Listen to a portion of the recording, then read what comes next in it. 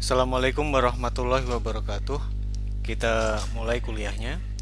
Hari ini kita akan belajar mengenai minggu kedua kuliah simulasi komputer, di mana kita membahas mengenai model deterministik. Ya. Jadi apa yang disebut sebagai deterministik? Di sini perlu kita klasifikasikan terlebih dahulu bahwa di dalam masalah statistika begitu ya, biasanya kita selalu punya dua cabang. Jadi kalau kita berbicara sebuah sistem gitu ya, karena kalau di TI kita kan selalu bekerja dari sistem, maka selalu kita bisa bagi dua. Ada yang disebut sebagai yang deterministik, yang berikutnya ada yang disebut sebagai yang probabilistik.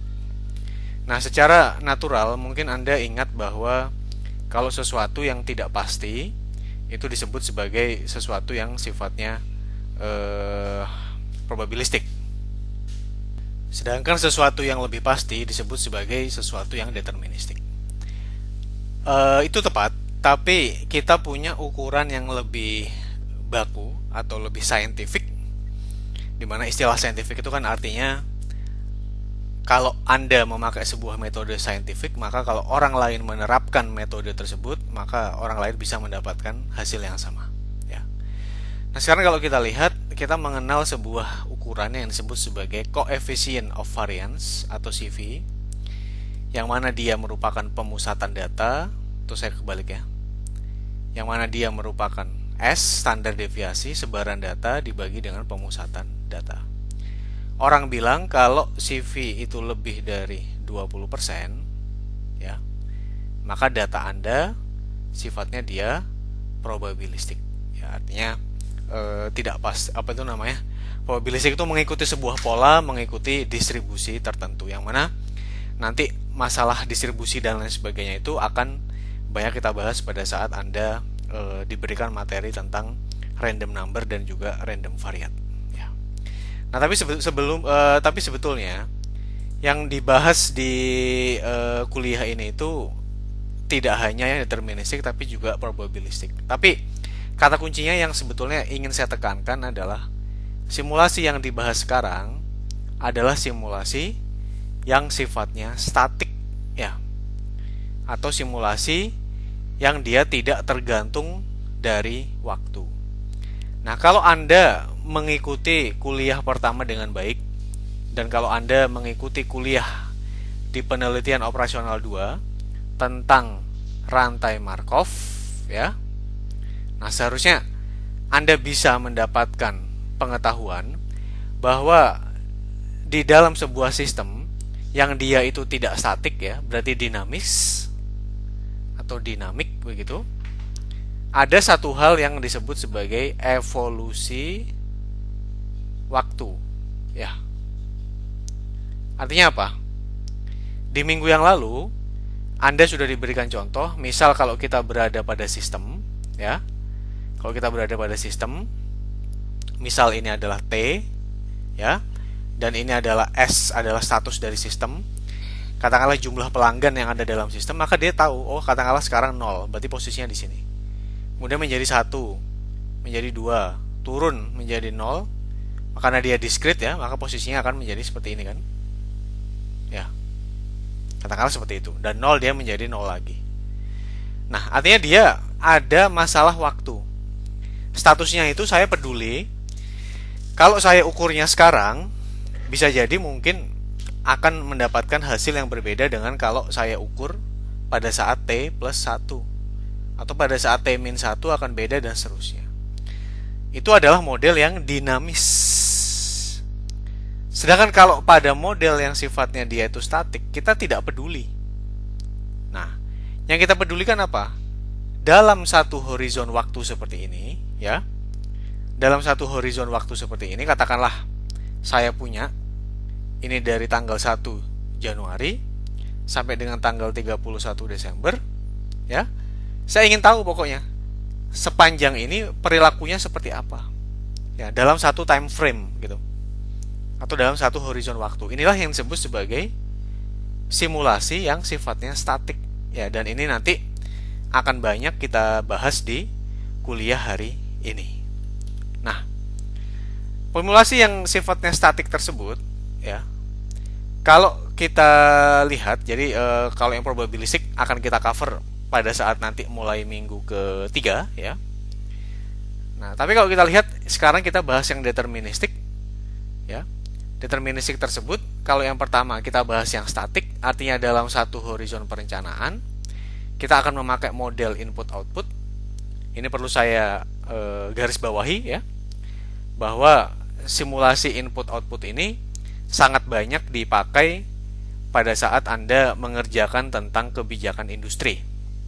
Jadi kalau Anda memiliki ketertarikan, misalnya ingin menjadi perencana kebijakan atau apapun, ya, atau mungkin ingin berkarir di bidang pemerintahan, maka ini merupakan tools yang ada baiknya Anda mengerti atau Anda kuasai bahkan.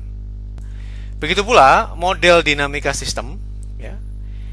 Kalau model dinamika sistem dia deterministik juga, tapi karena dia dinamik begitu, ya. Nah, Anda sudah saya berikan pengetahuan di slide sebelumnya. Kalau yang dinamik berarti dia ada evolusi waktu. Tapi tetap kejadiannya tersebut adalah kejadian yang sifatnya deterministik. Artinya apa? Gampangnya, kalau kita berbicara dalam dinamika sistem, kalau misalnya kita punya sebuah sistem begitu, ya, apapun gitu, saya tahu bahwa kedatangannya itu katakanlah 10 orang per jam. Nah, apa bedanya nanti dengan model simulasi yang mulai kita pelajari di minggu ketiga, yaitu probabilistik dinamik? Dia juga kalau di model probabilistik dinamik akan diketahui bahwa kedatangannya tersebut juga 10 orang per jam. Tetapi dia, karena dia probabilistik, maka dia akan mengikuti distribusi statistik yang tertentu. Ya, itulah perbedaan utamanya. Kalau pada model dinamika sistem tidak demikian. Oke? Nah, yang pertama, Anda akan diperkenalkan masalah model input-output. Di sini saya akan memakai slide-nya Pak Suprayogi, ya. Di sini ini bahannya cukup lengkap begitu, ya. Anda juga bisa membaca beberapa materi yang terkait dengan ini. Anda bisa cari textbooknya atau melihat beberapa paper yang terkait begitu, ya. Nah, kalau kita lihat di sini, apa saja yang dibahas di model input-output ini, ya. Jadi yang pertama kali Anda perlu ketahui terlebih dahulu, tabel input-output merupakan sistem penyajian data statistik, ya, tentang transaksi, komoditas, barang jasa, antar sektor ekonomi yang terjadi di suatu wilayah, ya. Oke, ada beberapa hal terlebih dahulu. Yang pertama, datanya ini terbuka di BPS. Kalau kita berbicara input-output yang sifatnya nasional, ya, dia terbuka di BPS. Artinya bisa Anda unduh. Ini paling tidak yang saya ketahui sampai awal tahun 2020, ya. Sekarang di tahun 2021 saya tidak tahu, karena kebijakan bisa jadi berubah. Nah, tetapi kalau untuk BPS yang regional begitu, ya, dia juga mengeluarkan input-output baik di level provinsi maupun di level kabupaten. Ini sangat tergantung dari BPS-nya, ya. Yang ini biasanya tidak terbuka. Artinya kalau Anda mau mendapatkan, paling tidak Anda harus menghubungi mereka. Bisa jadi Anda harus membayar, ya. Nah, kalau kita lihat di sini, karena dia merupakan transaksi dan kita berbicara komoditas, Anda bisa bayangkan, komoditas itu kan jumlahnya banyak sekali. Satu, ya, bahan-bahan pangan, bahan-bahan konstruksi, ya. Kemudian kalau kita berbicara lagi misalnya komputer, elektronik, kemudian otomotif dan lain sebagainya, akan ada banyak sekali. Kalau Anda teliti satu persatu begitu, ya, mungkin jumlahnya ribuan. Nah, tapi karena kita tidak mungkin menghitung semuanya, maka di BPS itu sudah diklasifikasikan. Nanti jumlahnya bisa Anda lihat kalau tidak salah sekitar 200-an, ya. Ada 200-an sektor atau kita berbicara komoditasnya tersebut. Nah, kemudian karena dia merupakan transaksi begitu, ya. Kalau kita berbicara transaksi, maka kita berbicara nilai. Anda bayangkan Kalau Anda harus mengukur nilainya seperti itu dari 200-an komoditas, maka itu juga merupakan sebuah effort yang luar biasa. Sehingga paling tidak sampai sekarang yang saya ketahui, tabel input output tersebut dikeluarkan oleh BPS hanya 10 tahun sekali. Ya. Anda bertanya kemudian, apakah ini relevan atau tidak? Ya, saya tidak tahu. Saya bukan ahli ekonomi. Cuma kalau common sense begitu ya. Saya juga pernah mengerjakan pekerjaan pengabdian masyarakat atau konsultansi terkait ini. Ya, sepertinya tidak terlalu relevan. Ya, kalau sudah terlalu jauh. Ya, tapi sejauh ini yang kita punya. Dengan asumsi begitu ya. Dalam 10 tahun tidak banyak terjadi pergeseran aktivitas ekonomi. Nah, kalau kemudian kita berbicara masalah transaksi, Anda sudah diajarkan di kuliah pengantar ekonomika bahwa transaksi itu bisa diukur dari dua. Yang pertama, begitu ya, yang disebut sebagai harga konstan, begitu. Yang berikutnya disebut sebagai harga relatif atau purchasing power parity. Yang mana mau Anda pakai? Apa bedanya harga konstan dengan harga PPP? Contoh, ya, kalau kita berbicara di Indonesia, pendapatan per kapita, mungkin katakanlah sekarang gampangnya 4.000 US dollar per jiwa. Ya. Kemudian kita berbicara di Belanda, pendapatan per kapita berapa? Paling tidak mungkin katakanlah adalah 45.000 US dollar per jiwa. Nah, tetapi tentu saja, ya, ini nilainya tidak apple to apple. Karena kenapa? Kalau saya katakanlah membeli satu porsi makanan, begitu ya, di Indonesia itu cukup dengan $1. Ya kan, kalau kita beli di warteg. Sementara kalau Anda beli di Belanda, tidak cukup. Paling tidak Anda butuh $6 dugaan saya. Nah, sehingga harga yang demikian itu disebut sebagai harga yang konstan. Ya, apa adanya, berdasarkan data. Tetapi kalau kita berbicara dari aspek purchasing power parity-nya, bisa jadi Indonesia lebih dari 4.000. Karena kenyataannya kita bisa dapat barang yang sama kalau dibeli dengan di Belanda. Nah, tabel input output ini dia dibagi dua, ya. Ada yang harga konstan, ada yang berdasarkan PPP. Nah, Anda tergantung mau pakai yang mana. Dalam tabel input output terdapat 3 kuadran. Yang pertama kita berbicara masalah permintaan antara, begitu ya. Kemudian di sini ada kuadran yang kedua, ada kita berbicara masalah permintaan akhir. Yang di sini ada disebut sebagai NTB atau nilai tambah bruto, ya, termasuk gaji pegawai, indirect cost atau biaya tidak langsung dan semacamnya, ya. Nah, kemudian mungkin Anda membayangkan bagaimana cara mengukur ini masing-masing. Sebelumnya kita lihat definisinya dulu. Ya. Jadi ini kita mengindikasikan begitu ya. Kita mengindikasikan bahwa di sini ada beberapa indeks ya. Nanti kita akan lihat bahwa yang disebut N begitu ya. Yang disebut N itu adalah tidak lain begitu adalah, kan N kali N adalah jumlah baris dikalikan jumlah kolom, itu adalah jumlah sektor ya. Jadi N itu adalah jumlah sektor. Kemudian kalau kita lihat di sini di tabel yang kedua, maka di sini kalau ini kita lihat ya. Di sini kalau kita lihat di sini kita punya ya. Di sini kita punya ada beberapa hal yang lain. Maka kalau di kuadran 2, maka adalah jumlah barisnya adalah jumlah sektornya atau jumlah komoditas, jumlah kolomnya atau M begitu ya. Atau M-nya tersebut adalah sama dengan jumlah beberapa permintaan akhirnya ya. Misalnya permintaan akhir itu termasuk konsumsi rumah tangga, konsumsi pemerintah dan seterusnya. Termasuk juga bea masuk, pajak impor dan seterusnya. Kemudian kalau Anda lihat lagi tadi yang di sini barisnya adalah P dikalikan dengan N. Kalau di sini tadi kan N kali N ya. Kalau yang di sini adalah N dikalikan M. Nah, maka P-nya itu atau jumlah barisnya dia merupakan komponen yang disebut sebagai input primernya ditambah NTB atau nilai tambah bruto atau gross value added. Di sini kalau kita lihat, oke, seperti apa definisi masing-masing dari kuadrannya tersebut?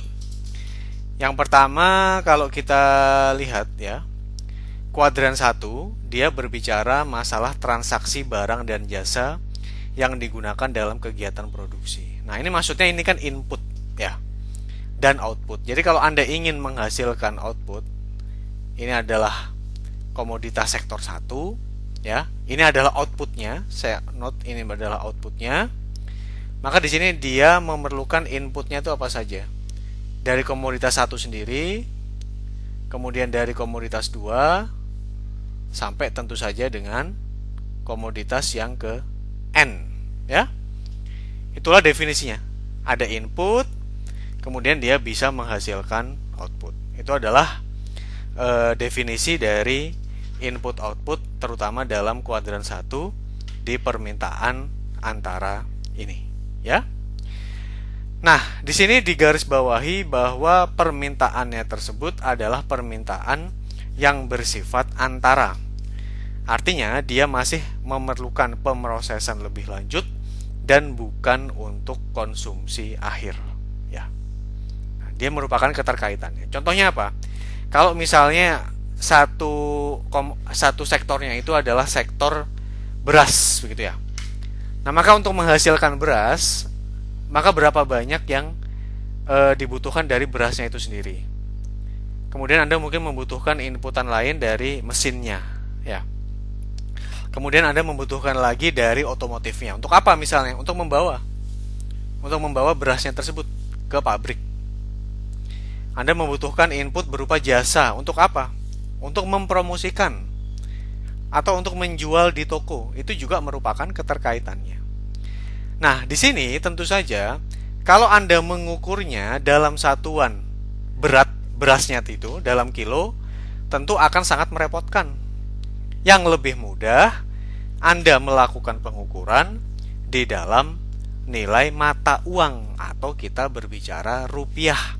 Makanya tadi saya kenalkan, di sini ada harga konstan, ada juga harga yang sifatnya dari purchasing power parity.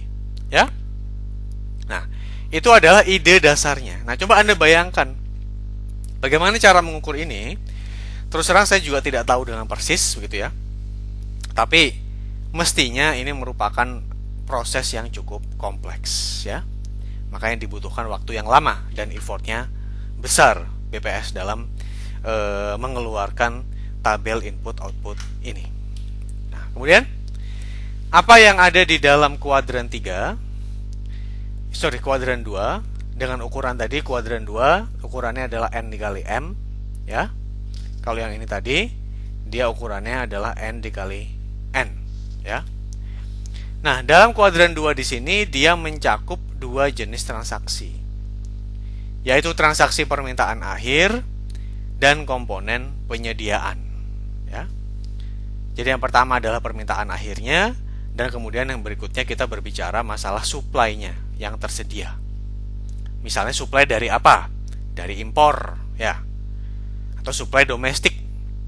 Nah, kalau permintaan akhir apa ya? Artinya yang dia sudah tidak diproses lagi. Jadi Anda kalau misalnya dalam proses produksi begitu ya, di sini Anda bisa mengibaratkan bahwa yang di kuadran 1 itu adalah yang dipakai sebagai work in process atau barang setengah jadi. Kalau yang kita sudah masuk ke kuadran 2 di sini, kita berbicara masalah permintaan akhirnya. Contohnya bagaimana? Kalau Anda berbicara masalah konstruksi di permintaan antara berarti mungkin semennya yang masih akan dipakai untuk membangun. Tapi kalau kita berbicara di permintaan akhir, maka konstruksinya tersebut ya sudah berupa bangunan yang sudah jadi. Atau kalaupun mangkrak boleh-boleh saja. Misalnya Anda memutuskan bahwa investornya tersebut berhenti di situ begitu ya, selesai. Ya. Tapi itu sudah diukur sebagai permintaan akhir. Nah, permintaan akhir adalah permintaan atas barang dan jasa selain yang digunakan dalam kegiatan produksi tadi. Karena kalau dalam produksi Itu tadi masuknya dalam kategori permintaan antara. Nah, permintaan akhir ini umumnya Anda akan merincinya lebih lanjut dalam komponen apa? Misalnya permintaan akhir dalam konsumsi rumah tangga. Ya. Kalau kita lihat di sini, kenapa rumah tangga itu dianggap sebagai permintaan akhir? Ya karena dia kan, dalam hal ini kan Anda memakai untuk dimakan. Contohnya konsumsi Indonesia begitu. Kita kan, kalau kita lihat negara kita kan basisnya kan sangat tinggi terhadap konsumsi. Makanya meskipun ada COVID ini, ekonomi kita sedikit banyak bisa tertolong. Selama kita tetap membeli makanan begitu ya, ekonomi akan bergerak. Tapi bayangkan kalau misalnya Eropa begitu, kan dia tidak berdasarkan konsumsi ekonominya, tapi berdasarkan produksi. Dan produksinya tersebut termasuk yang ada di negara kita. Contoh, Anda bisa list. Ada banyak sekali perusahaan-perusahaan Eropa yang ada di Indonesia. Unilever, Shell. Kemudian kalau kita bicara Nestle, Danone. Kalau demand yang di sini berkurang, otomatis produksi berkurang, pendapatan mereka juga akan berkurang yang disetor ke Eropa. Konsumsi ada juga yang disebut sebagai konsumsi pemerintah. Contohnya apa? Kalau misalnya pemerintah memutuskan untuk membangun jalan tol, maka dia akan mengeluarkan anggaran ya yang dipakai untuk membeli bahan baku, yang dipakai untuk membayar tenaga kerja, dengan produk jadinya tadi berupa misalnya jalan tol. Inventory bisa juga di sini Anda punya permintaan untuk ekspor, ya. Kemudian tadi kalau kita bahas lagi di kuadran 2 ini, selain kita berbicara masalah permintaan atau demand begitu ya, kita juga bisa berbicara masalah supply, ya. Di sini jelas ya, sumbernya ada 3, konsumsi individu, konsumsi pemerintah, yang berikutnya untuk ekspor. Karena kalau ekspor kan berarti kan barangnya dikeluarkan. Kalau supply berarti dari mana? Salah satunya berarti dari impor, yaitu barang-barang yang didatangkan dari luar negeri untuk memenuhi kebutuhan kita, baik dipakai untuk permintaan akhir ya dalam kasus ini, atau bisa juga diolah permintaan antara, berarti masuk lagi ke kuadran 1 ya. Nah, per definisi di sini kalau Anda lihat, penyediaan adalah semua barang dan jasa yang digunakan untuk permintaan, baik permintaan antara berarti masuk ke kuadran 1 maupun ke permintaan akhir berarti masuk ke kuadran 2 ini. Nah, terdiri apa saja? Yang pertama adalah impor ya. Kemudian margin perdagangan, karena kalau margin perdagangan itu berarti asumsinya bisa ditambahkan ke dalam struktur ekonomi yang sekarang ya. Dan juga di sini ada biaya pengangkutan serta beberapa output dari sektor domestik. Oke? Nah, yang ketiga, ya. Kalau di sini kita berbicara masalah supply, di sini kita juga berbicara ada yang disebut sebagai input primer, ya. Dan juga kita berbicara nilai tambah bruto atau gross value added, ya. Nah, jadi input primer itu terdiri dari apa saja? Nanti Anda akan melihat di tabel input outputnya. Input primer dia terdiri dari beberapa hal. Yang pertama ada pemakaian faktor produksi, ya, yang terdiri dari gaji dan upah, itu yang dipakai berapa. Kemudian ada surplus usaha, kemudian ada penyusutan, dan ada pajak tidak langsung. Oke? Nah, supaya Anda tidak bingung, di sini coba saya berikan sedikit overview begitu ya. Kira-kira bentuknya tabel input output itu seperti apa? Ya, di sini saya coba ambil dari dokumen yang saya punya, yaitu tabel input output untuk tahun 2010. Ya. Kalau Anda lihat di sini, ya Anda bisa dapatkan dokumen ini dengan mendownload di BBS atau bisa saya share nanti di MS Teams ya. Kalau kita lihat di sini, ini menarik ya sebetulnya karena dengan kemampuan berpikir sistemnya itu sebetulnya ini merupakan hal ya yang seharusnya bisa dipelajari oleh TI. Ya, saya jelaskan ini dulu.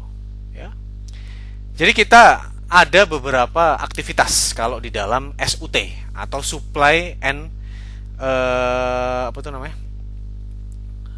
Supply and apa itu namanya? supply and use table ya. Jadi input outputnya itu disebut sebagai supply and use table atau SUT. Nah, di sini ada beberapa hal. Yang pertama disebut sebagai principal activity atau aktivitas utama ya. Kemudian secondary activity atau aktivitas sekunder. Dan yang terakhir adalah ancillary activity atau aktivitas penunjang ya. Nah, kerangkanya bagaimana? Kalau kita lihat dalam menyusun ini, maka BPS harus memastikan bahwa total output dalam satu negara tersebut akan sama dengan total inputnya. Dan ini sebetulnya sangat terkait dengan konsep pendapatan domestik bruto ya, yang Anda pelajari pada saat kuliah pengantar ekonomika ya. Nah, total input ini mengindikasikan itulah perputaran ekonomi Indonesia dalam satu negara ya. Dalam satu negara itulah perputaran ekonominya. Dan di sini kalau kita lihat ya, ini kita berbicara masalah ada permintaan antara tadi dari satu komoditas ke komoditas yang lainnya yang jumlahnya ada banyak. Nah, kemudian dari setiap komoditas tersebut juga ada permintaan akhirnya. Dan tadi permintaan akhir itu dari mana saja? Bisa rumah tangga yang membutuhkan permintaan akhir tersebut, bisa lembaga pemerintah begitu ya, bisa juga dibutuhkan untuk ekspor. Ya. Sedangkan outputnya dipakai untuk apa? Kalau sedangkan outputnya bisa juga di sini. Kemudian kalau kita berbicara ada juga impor dan juga margin pengangkutan dan seterusnya. Ya.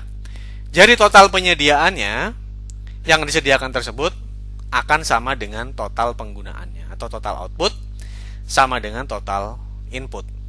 Ya. Nah, sehingga kalau Anda lihat apa yang kalau kita bisa mengukur PDB-nya ya. Jadi PDB-nya tersebut ya seharusnya nilainya akan sama. Baik Anda ukur berdasarkan PDB produksi begitu ya, PDB pengeluaran atau PDB pendapatan. Yang pertama kalau PDB produksi ya, berarti Anda mengukurnya nilai tambah menurut lapangan usaha ditambah pajak dikurangi subsidi atas produknya tersebut. PDB yang cukup umum yang kita pakai adalah PDB pengeluaran. Ini mestinya yang banyak dibahas pada saat Anda kuliah pengantar ilmu ekonomi. Yaitu berapa permintaan akhirnya ya, berapa yang diekspor, berapa yang dikonsumsi dalam negeri baik untuk konsumsi sendiri maupun konsumsi pemerintah, dikurangi berapa yang diimpor ya. Maka ini akan menghasilkan nilai perputaran uang yang ada di Indonesia. Nah, bisa juga kalau Anda masih ingat, PDB itu kan sebetulnya kan sama dengan berapa yang kita keluarkan untuk tenaga kerja ya. Kalau dalam hal ini berarti bisa kita ukur dia merupakan penjumlahan dari komponen NTB-nya tersebut yang terdiri dari kompensasi tenaga kerjanya ditambah surplus usaha brutonya tersebut ditambah pajak dan dikurangi subsidi atas produknya tersebut ya.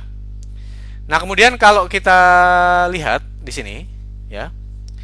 Ini kalau Anda lihat ya.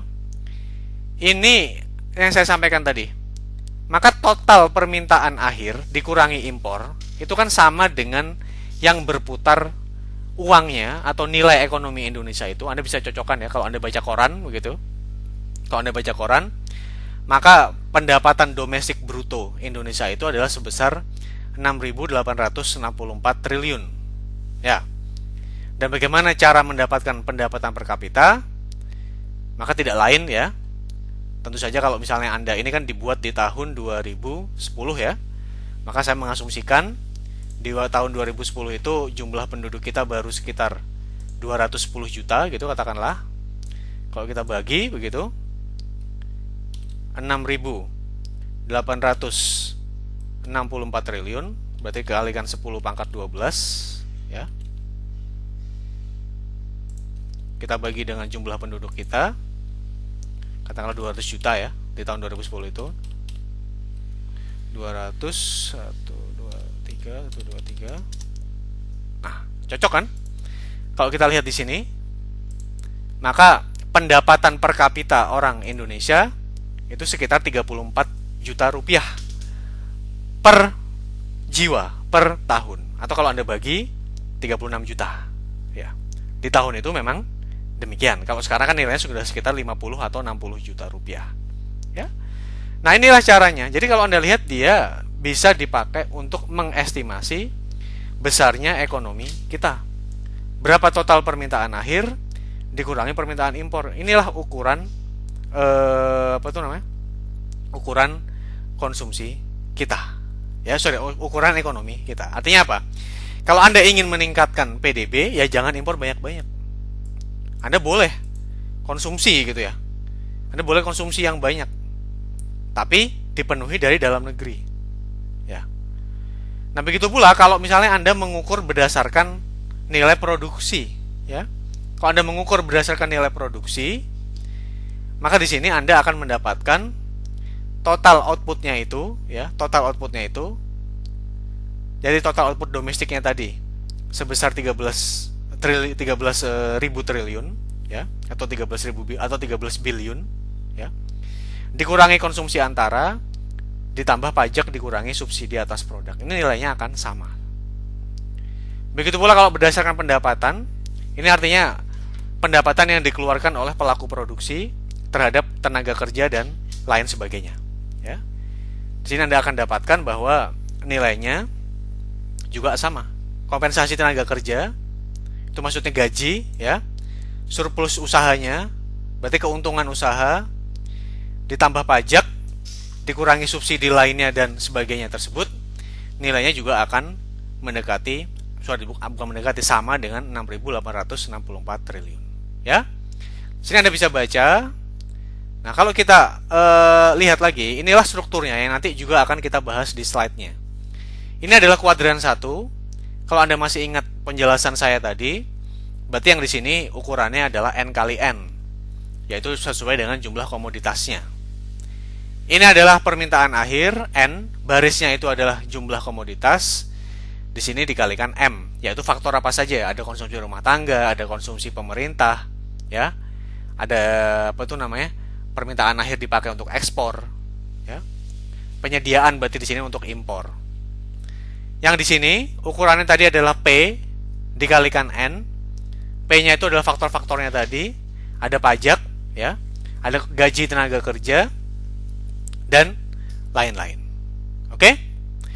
Nah, dari sini, ya, kemudian Anda akan mengukur Anda akan mengukurnya dengan survei yang dilakukan oleh BPS, dan saya ingatkan tadi bahwa ukurannya bukan berdasarkan berat atau apapun, tapi berdasarkan mata uang supaya konsisten, ya. Kemudian kalau kita lihat, ini saya skip begitu ya.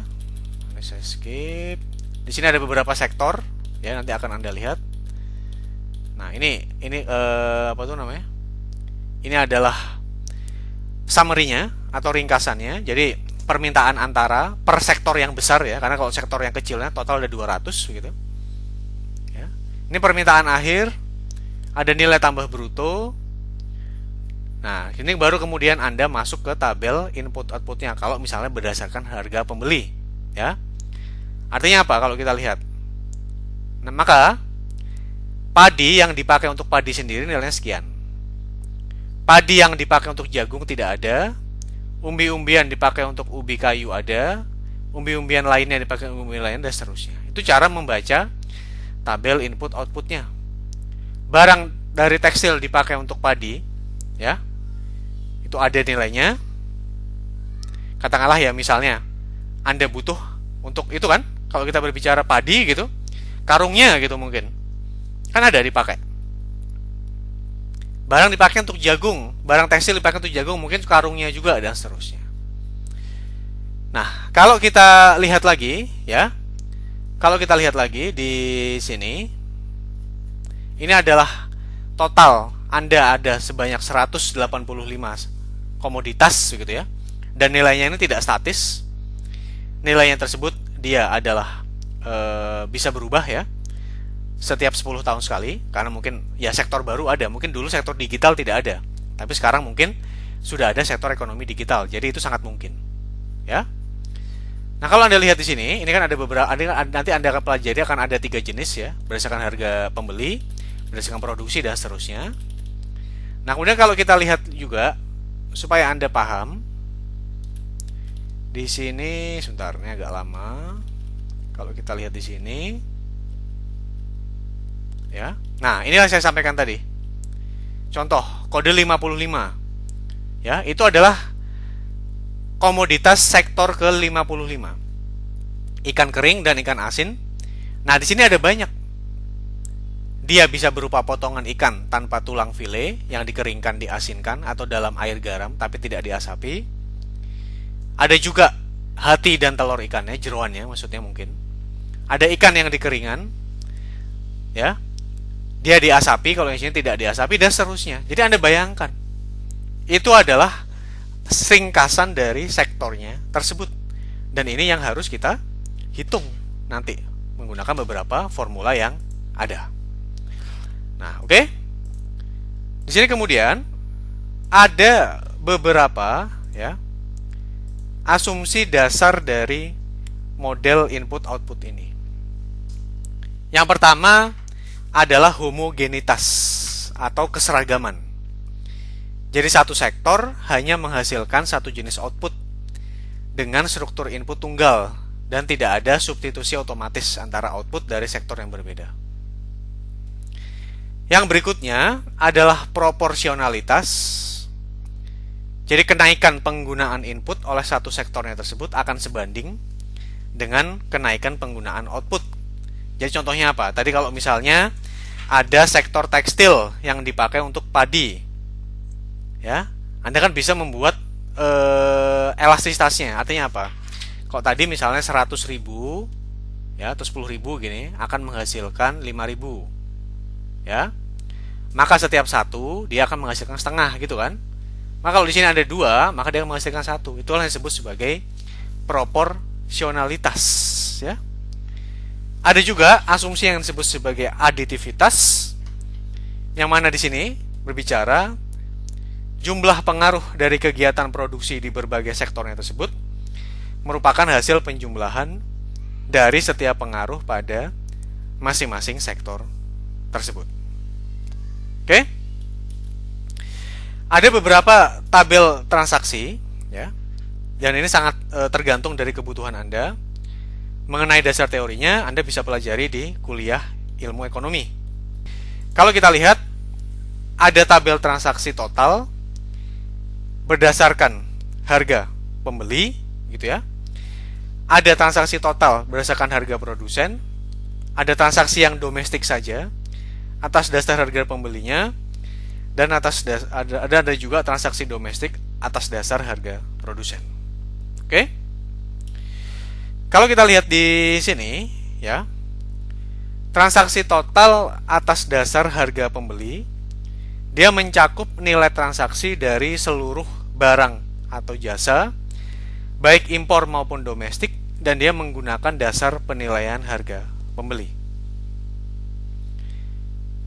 Ada juga dia mengakomodasi impor, margin perdagangan, dan pengangkutan diperlakukan sebagai kolom penyediaan. Seperti yang saya sampaikan, ya, kan penyediaan domestik begitu, Anda kan bisa penuhi dari impor. Oke? Nah, jadi ini harga pembeli. Kalau maksudnya di sini harga pembeli, ya berarti itu purchasing power-nya atau PPP-nya, ya.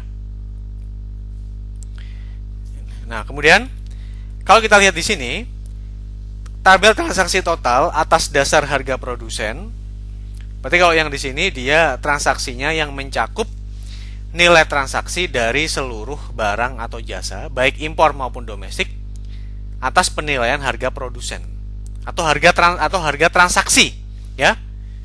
Tidak peduli pembelinya itu mempersepsikannya berapa. Jadi kalau Anda berbicara, kalau mengukur GDP, ya berarti dia GDP berdasarkan harga konstan, begitu kan secara logika. Nah, margin perdagangan dan biaya pengangkutan diperlakukan sebagai input antara yang berasal dari sektor perdagangan dan pengangkutannya tersebut. Nah, margin perdagangan dan biaya pengangkutannya pada kolom penyediaan nilainya sama dengan 0. Karena kalau yang tidak 0 berarti dia berdasarkan harga pembelinya itu. Tabel transaksi total atas dasar harga produsen diperoleh dari tabel transaksi total atas dasar harga pembeli setelah margin perdagangan dan biaya pengangkutan dikeluarkan dari setiap sel transaksinya tersebut. Oke. Kemudian ada juga tabel transaksi domestik atas dasar harga pembeli. Nah, kalau yang ini hanya mencakup transaksi yang dihasilkan pada wilayah dalam negeri yang domestik dan menggunakan penilaian harga pembelinya atau PPP-nya tadi, di mana kolom penyediaannya itu dia bernilai 0. Nah, sehingga untuk menjaga keseimbangan jumlah input dan output, maka input yang masuk dari impor disajikan pada baris tersendiri. Nah, bagaimana dengan harga produsen? Tabelnya dia mencakup transaksi atas barang dan jasa yang dihasilkan wilayah dalam negeri yang menggunakan dasar penilaian harga produsen. Kolom penyediaannya berasal dari impor adalah 0. Dan untuk menjaga keseimbangannya ini, jumlah input dan jumlah output, inputnya pada baris tersendiri, sama seperti ini ya. Nah, kemudian apa definisi dari input? Input di sini didefinisikan dia merupakan nilai dari seluruh barang dan jasa yang diperlukan oleh sektor produksi untuk kegiatan produksinya tersebut. Inputnya dibedakan input antara atau input primer. Sedangkan input antaranya itu merupakan nilai barang dan jasa yang habis digunakan dalam proses produksi, baik sumbernya dari domestik maupun impor. Maka otomatis dia masuk kolom 1 ya. Sedangkan input primer dia merupakan balas jasa terhadap faktor produksi yang digunakan untuk kita produksi tadi.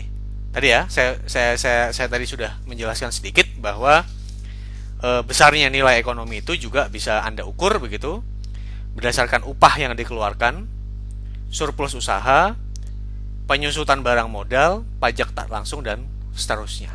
Ya, itu kalau kita berbicara masalah inputnya. Nah, sedangkan kalau kita berbicara masalah outputnya, di sini disampaikan bahwa outputnya merupakan nilai dari seluruh produk ya yang dihasilkan oleh sektor produksi di suatu wilayah domestik. Oke, jadi seluruh output atau luaran yang dihasilkan itulah yang disebut sebagai outputnya. Nah, kemudian apa permintaan akhir? Tadi permintaan akhir, permintaan barang dan jasa yang digunakan untuk konsumsi akhir. Tadi saya sudah sampaikan bahwa di sini bisa dipakai untuk konsumsi rumah tangga begitu ya, atau bisa juga dipakai konsumsi untuk pemerintah, government, atau LNRPT atau lembaga non pemerintahan, misalnya industri. Kalau ini dipakai benar-benar untuk konsumsi akhir gitu ya, dijual gitu. Kalau yang antara ya berarti dia bukan permintaan akhir tapi permintaan antara. Nah, ini permintaan akhir ada konsumsi rumah tangga, konsumsi pemerintah, pembentukan modal tetap, artinya apa? Investasi. Nanti kita akan bahas di sini. Apa pengaruhnya investasi terhadap total output? Ya. Dan itu bisa dipakai ya sebagai analisis kalau Anda ingin berinvestasi di satu sektor tertentu, berapa dampaknya terhadap output jika dibandingkan kita berinvestasi untuk sektor yang lain. Nah, barang dan jasa yang digunakan untuk memenuhi permintaan akhir dapat berupa barang jasa domestik maupun dia berasal dari impor. Boleh dari dua sumber tersebut. Nah, sedangkan permintaan ekspor itu hanya dipenuhi oleh hasil produksi domestik. Nah, kemudian yang terakhir di bagian pertama ini kita akan membahas masalah margin perdagangan dan pengangkutan. Nah, produk yang dihasilkan oleh produsen pada umumnya dia melalui proses penyaluran hingga sampai konsumennya tersebut. Nah, ini ada marginnya. Penyaluran itu apa? Berarti kalau kita bicara supply chain begitu, ini ada pabrik, ya. Kita berbicara masalah depot. Kita berbicara masalah retailer. Nah, itu di sini kan ada margin, Anda kan ngambil untung. Itu maksudnya margin perdagangan dan pengangkutannya tersebut. Ya. Nah, karena proses penyaluran atau proses distribusi gitu ya. Kalau penyaluran mungkin ada bingung gitu. Tapi distribusi pasti tahu, ya. Nah, akibat proses distribusinya tersebut, maka di sini ada selisih antara harga produk yang diterima oleh produsen dengan harga yang dibayar oleh pembeli. Nah, Harga yang diterima oleh produsen disebut sebagai harga produsen, harga konstan. Harga yang dibayar oleh pembeli disebut sebagai harga pembeli. Ya. Margin perdagangan dan biaya pengangkutan, itu bagaimana cara mengangkutannya, adalah selisih antara harga pembeli dengan harga produsen. Nah, selisihnya mencakup semua keuntungan perdagangan dan biaya pengangkutan dan seterusnya. Oke? Itu bagian pertama. Bagian kedua kita akan membahas aspek yang lebih teknis.